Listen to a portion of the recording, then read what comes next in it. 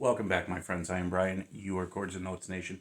Please have a seat. You are in my living room. You're going to watch this video together.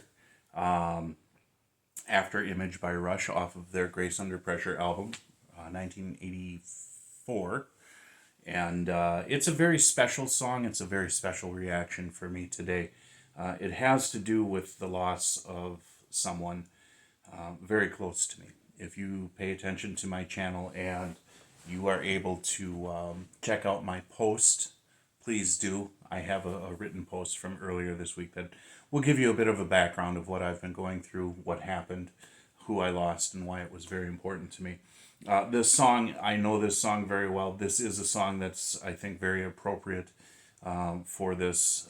And I kind of want to deal with this, this idea of loss and grief as I move into another week ahead with some change in my life. So let's listen to this song, and then I will talk some more about what this song means to me, and I'll give you my reaction. Here we go.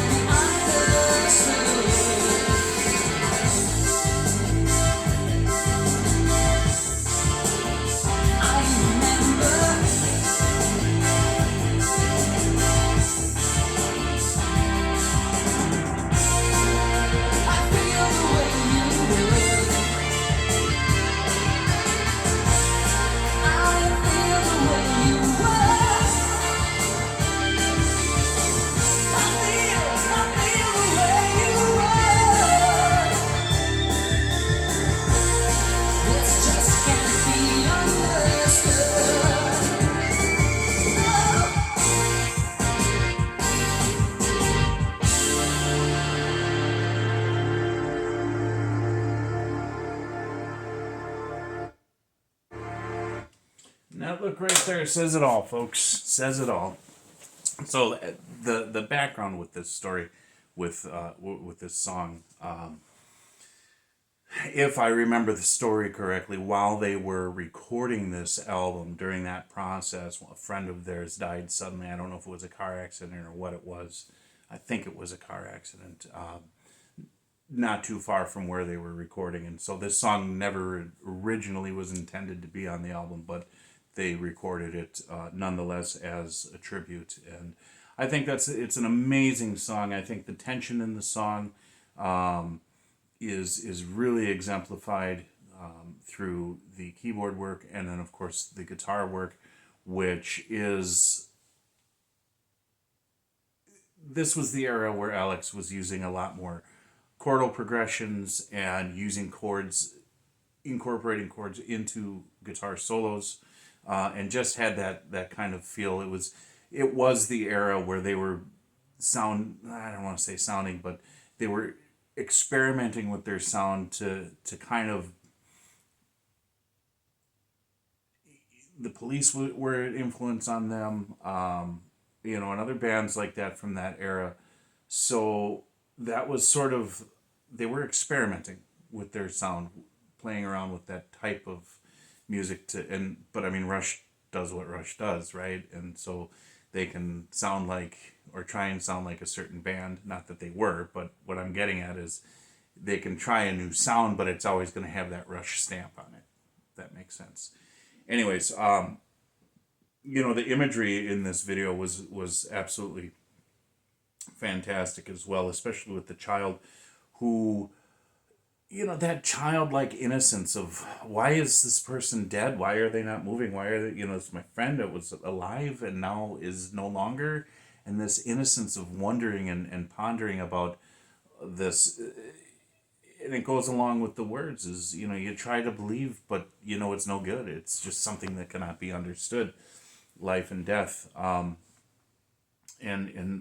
this sudden change where that person that was alive and a part of your life is no longer there, and then you have to deal with a lot of unanswered questions, but then you have to deal with the grief. And that's kind of where I want to go with this is, this was a catharsis for them to create this song, and to put it out there. And for me, this reaction to this song is a catharsis because my cousin passing so suddenly and unexpectedly, and him being such a major positive influence on my life, being a brother essentially. That's a void that's not going to be filled, and that's a voice that was there. That's not going to be there anymore. But his impact is far reaching. It will not know its end. We loved music. We loved a lot of the same music, guitar players as well. He loved Rush, and I love Rush, and I thought this was the most appropriate song to kind of help me process through. This week has been very, very, very difficult for me, and there are people in my life around me, coworkers and loved ones, who have been very, very kind and compassionate in allowing me to have the space that I need and to just sort of process through things. I've been fortunate enough in my life to not have lost people very close to me until now, and inevitably it will happen, and it will happen with more frequency. And I don't know if it's ever going to get easier. But I know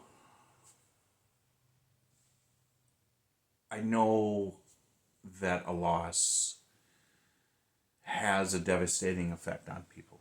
I've been around people who have had a really hard time processing through a loss. And we all have our different ways of dealing with it.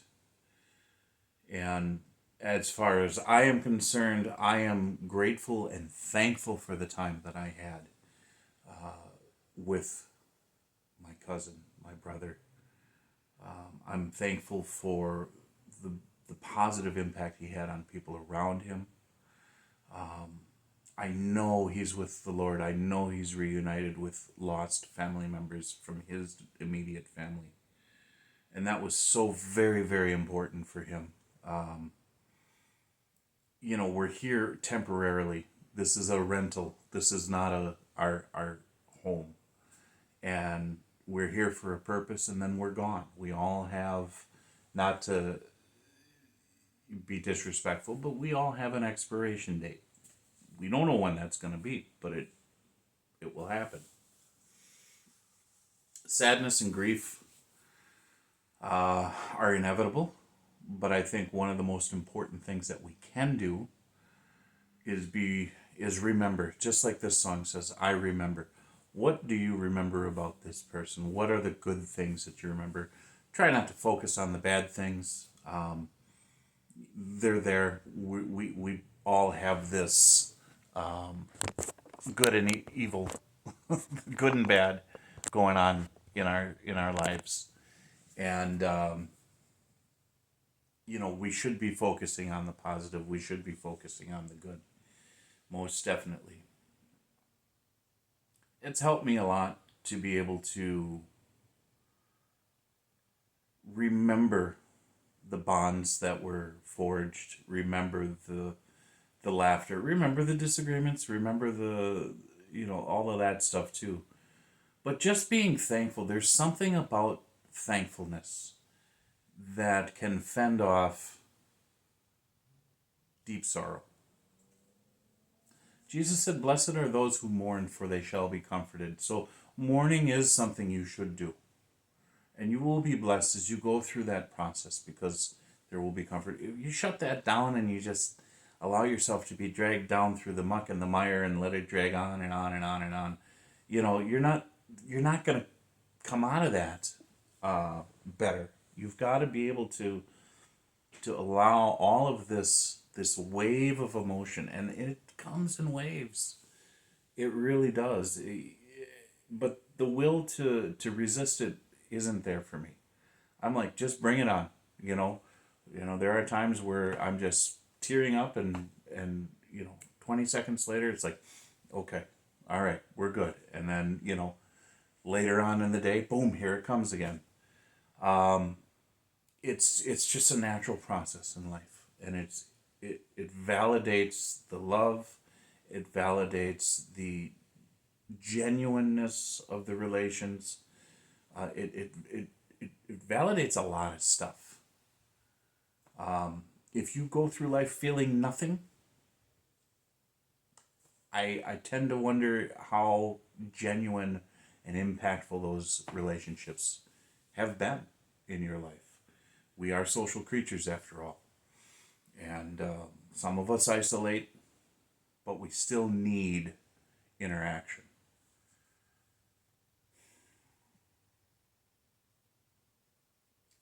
I know the particulars of what happened in this case. And I'm not going to tell it to the world, a world of strangers. No offense. It's just, he's at peace now. He's not struggling with the things that he struggled with. His body was shutting down on him. And I love him so much, and I miss him. I miss him, and I'm going to always miss him. But I'm always going to be thankful for the time that I was given. That's so important.